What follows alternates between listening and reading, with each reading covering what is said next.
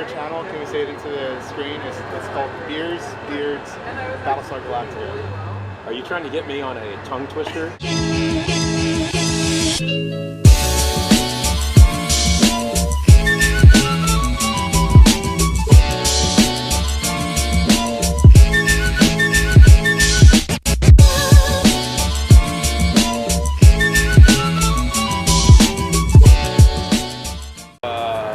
I'm being welcomed by Beers, Beards, and Battlestar Galactica.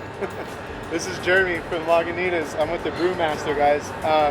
Chance encounter. Yeah. Just happened to be drinking beers in the tap room, sitting next to each other. Yeah. I saw the glasses first off, and then I was like, man, this guy looks awesome.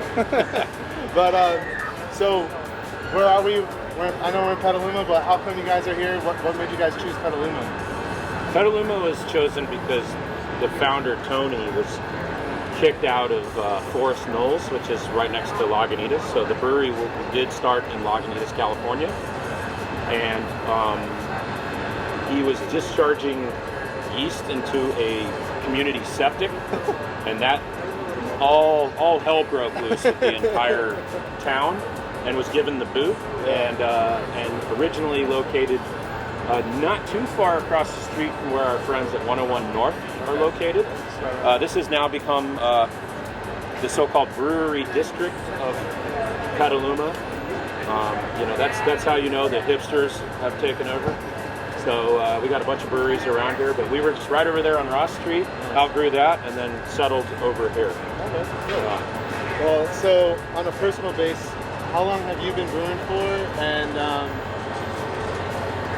home brewing, co brewing, and then I'll lead into my next question. What kind of beer do you like to brew, and what kind do you like to drink for yourself? Well, first off, remember, I wouldn't call myself a pro brewer just because I'm a craft brewer, because all we are glorified home brewers. So of course I was a home brewer. I homebrewed before the age of 21, so I could have beer. I did that for 4 or 5 years. This would be a long time ago. We're talking 90s, man. End of the end of the 90s, when fashion was different. Yeah, that's how you know. And then I've been brewing for Lagunitas in some sort of capacity or department, bottling, filtration, cellaring, brewing, ship brewing. So you started managing people. Started it down there when we were a small team of 3 or 4 brewers. 16 years. Wow, 16 years. Yeah, it's amazing. Congratulations. So, but we're still just glorified home brewers. Yeah, it's amazing. We have blow-off buckets. I mean, that's what home brewers. Yeah, you should. Every now and then they get messy. Yeah, it's no different. So, what kind of beers do you personally like brewing, and what kind do you like drinking? Those are generally one and the same. I think it's good to have a challenge. It's good to have something to go wrong. It's also good to like these big gnarly beers like Waldo and some of the these hazies that have a lot of oats and things like that. We were brewing these beers before, but we filtered them. Yeah. So all we had to do was fire our filter guy. Well, actually, we didn't fire him. He got, he took a more sexy, glamorous job at, some smaller place, and forgot filtration. So little did we know. All we had to do was stop filtering. Did you guys return the centrifuges? You still, believe it or not, this beer here, this still goes through the centrifuge. Oh wow, You don't want schlarf. Yeah. Schlarf is when you're straining the beer through your teeth, and you get like a little hockey puck of yeast and hops.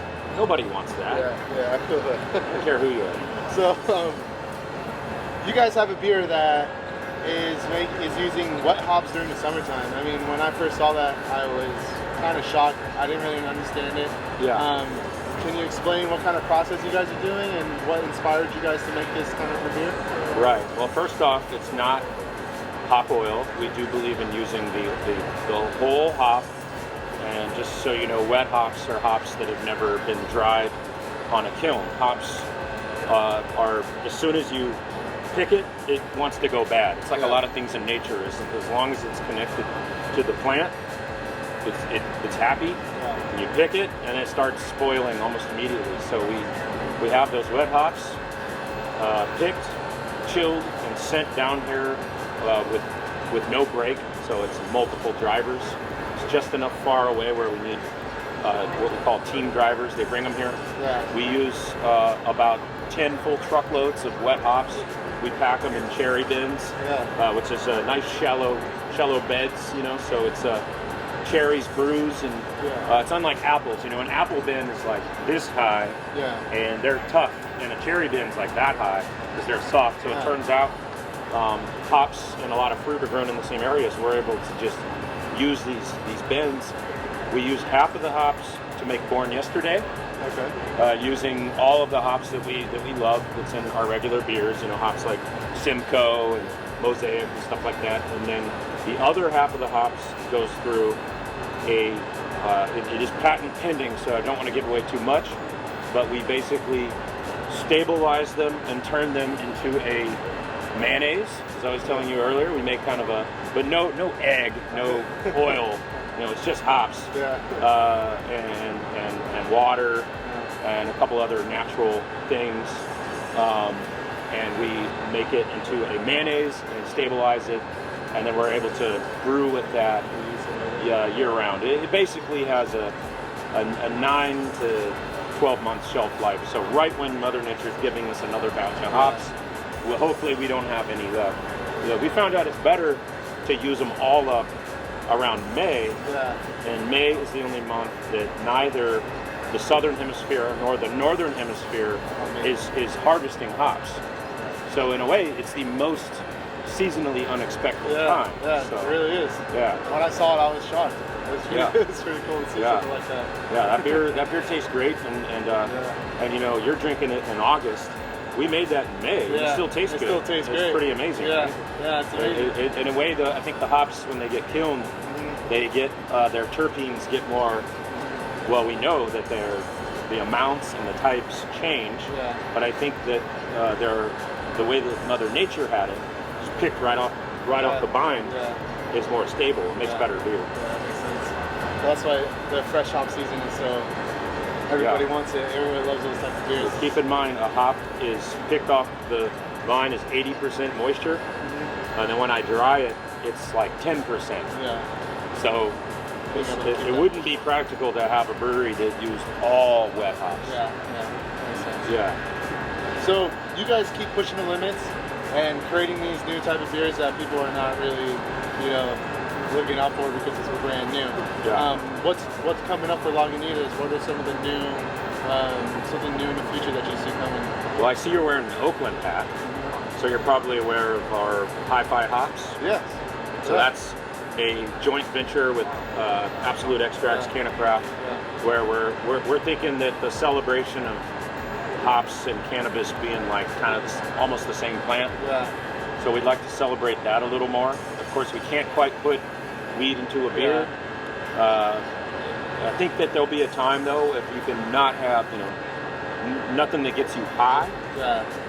Just the terpenes, the smells. That would be fun. A lot of brewers want to be able to do that. You guys did a Supercritical, right? We did Supercritical, and that was only the state of California. Did you ever have one? I had one at Coronado in San Diego. Okay, yeah. And it smelled like was opened up in front of me when the glass was. But it was like pleasant. It was bright. Oh yeah. It wasn't and then when you tasted it, it didn't have that kind of like super hard date flavor either. Yeah, it was light. It was a really enjoyable kind of approachable beer. Yeah. It'd be fun to be able to do something like that. All 50 states. Yeah. But right now, what brewers call innovation is everybody's taking hard things and making them soft, and everybody's taking soft things and making them hard. Is that innovation? Yeah. I don't know. It's all about like seltzers and things, and I'll tell you what, that's not beer. Yeah. That isn't. The barley farmers aren't happy about all this. So, we've seen it all before, like Zima. Yeah. Well, yeah, you've seen Zima back then, and then they disbanded, and now it's kind of. Yeah, they brought it back. A lot of brewers are making it. I hope that. I just hope when somebody knows a good beer, hopefully it's like an IPA, that. And I do think hazies are here to stay. Yeah. So you'll be seeing more He's got a Stay Hazy shirt on. I do. So, so I think you'll be seeing us maybe play into that space a little bit more. You know, Lagunitas has never been one to jump on the trend right away. We're always late to the party, and that's you know, sometimes getting to the party late is when that's the best part. Sometimes. Well, brother, I really want to thank you and appreciate you for doing this with me. All right, man. Cheers. Yeah, it was awesome being able to talk to you. Thank you, man. All right. Thank you. That's a wrap. Yeah, that's it. Short and sweet. We'll find out. Here we go.